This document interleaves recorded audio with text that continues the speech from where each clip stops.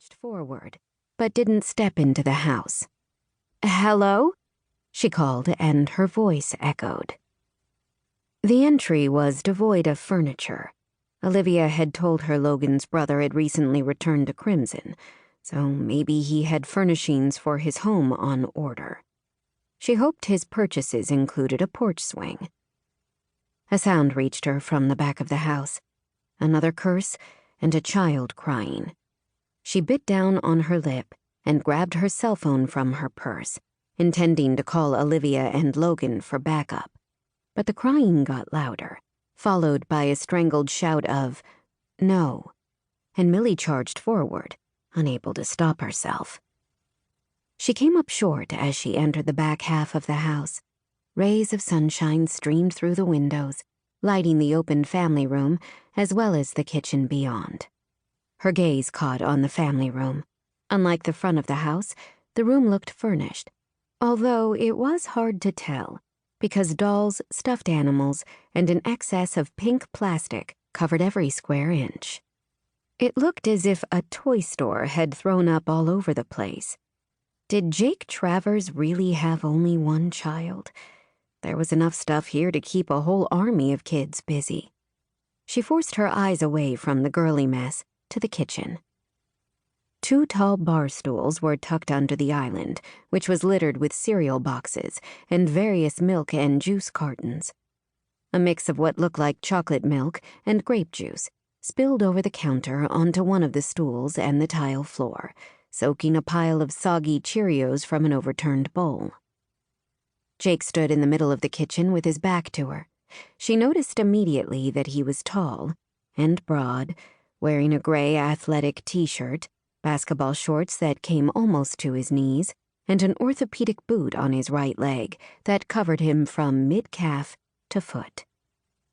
He also sported a purple tutu around his waist. Despite the chaos of the situation, she almost smiled at that. No wonder he hadn't wanted to open the door for her. In front of him, a little girl was crying and jumping up, grasping for a stuffed animal he held out to the side. It might have been a rabbit, and was dripping more juice on the floor. The child had no hope of reaching it. Millie guessed he was well over 6 foot. When Olivia had sent her here to help Logan's poor, injured brother, Millie had pictured a debilitated invalid, not the hulking man before her. She almost backed out of the room and fled, but at that moment the young girl's eyes met hers. They were the same shade of blue as her father's, so big they almost looked out of place on her heart-shaped face. Her hair was several shades darker than her father's, hung past her shoulders, and although she had the enviable natural highlights that children got, it looked as if it could benefit from a good brushing. She wore a pale pink leotard and matching tutu, the very essence of a tiny ballerina. Other than the juice stains down the front of it, Millie felt an immediate connection to her.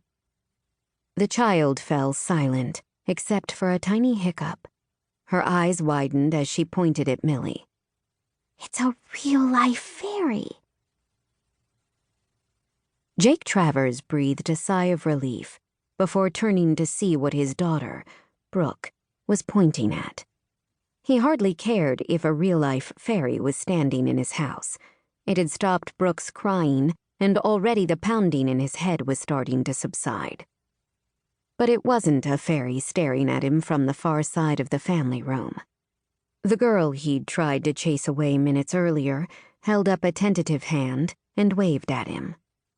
Not a girl, he realized now.